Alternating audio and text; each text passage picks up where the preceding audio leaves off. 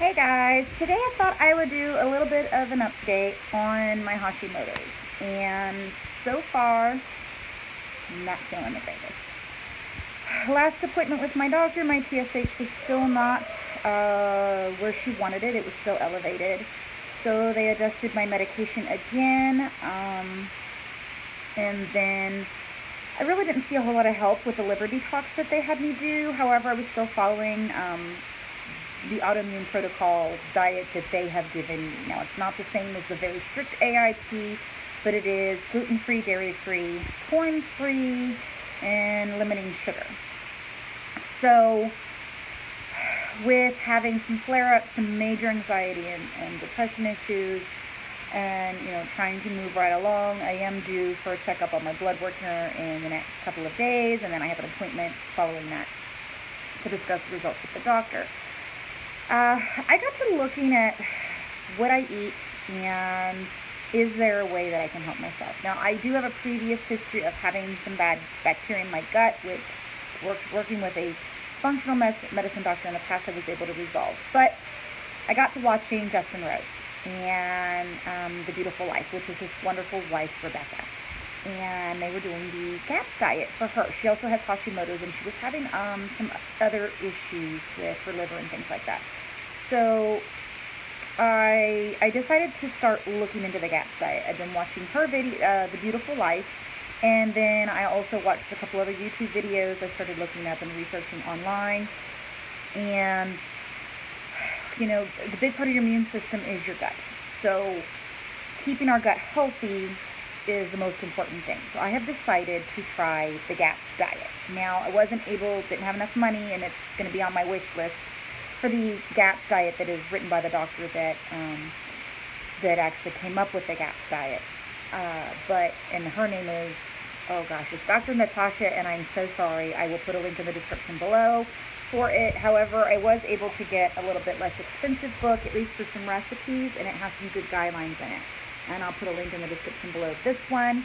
And it does have quite a few recipes for each stage and introducing things. So I wanted to talk a little bit about what I'm doing right now. I'm actually on day 5 so far of the GAPS diet, and I'm not feeling very good. I have an upset stomach. I'm very tired, a little irritable. Been having a lot of headaches, and that is all signs of detoxing. So with the GAPS diet, what you're doing is meat stock. So it's not bone broth, not at this stage, but meat stock and soup, lots and lots of soup with well-cooked vegetables in them.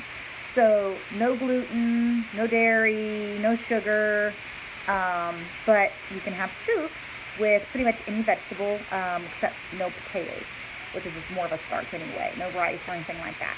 And so I can have, a broccoli soup, carrot soup. I can have pretty much any vegetable, carrots, onions. I can have herbs, but not spices. I can have any grass-fed, pasture-raised meat, chicken, beef. I don't remember. Yes, it does say pork. As well as fish stock, and there's some really good recipes in here. The one that I just was eating was a broccoli soup with a little bit of boiled chicken in it with salt, and then it also had some thyme and rosemary in it, and it was pretty good. Definitely missing being able to really bite into my food.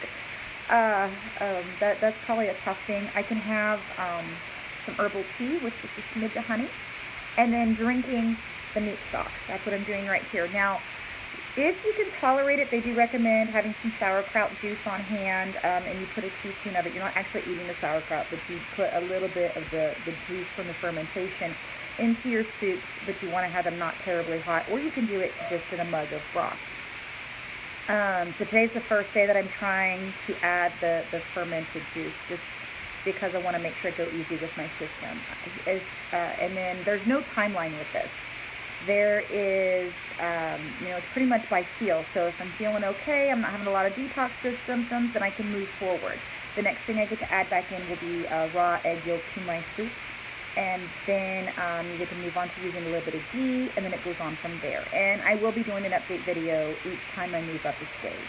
But I wanted to talk, so today, my first day, this is my chicken stock. And I have just a little bit of sauerkraut juice in it. It's not bad at all. The hardest thing has been if I need to go somewhere. I can't just, with doing that the way I have to eat previously was not easy anyway. But I can't just stop and grab a banana at the grocery store. You know, I've done that before. I've grabbed a banana or an apple because that was something that was safe. Well, there's no fruits at this stage. So I can't do that. So pretty much I'm running around. We just got back from going out of town to visit my great-grandmother and let my kids get to see her. And she lives several hours away, and the kids don't get to see her very much. So we went up and spent a few days with her. So I had to pack quart jars of soup that I had made right before we left. So I had something to eat the entire time that I was there. But hopefully this does something. I'm really hoping, I'm excited that, you know, maybe I can get this healing going, and then I just finally have the energy to get more things done here, especially with summer coming. I got so many plans and so many hopes of things that I want to get accomplished. So I'm really, really, really hoping that working on this GAPS diet will help us. And I just thought that I would clue you guys all in on what was going on. I hadn't really done an update on my Hashimoto's in a while. And that's it for now. And we'll talk to you guys later. Bye.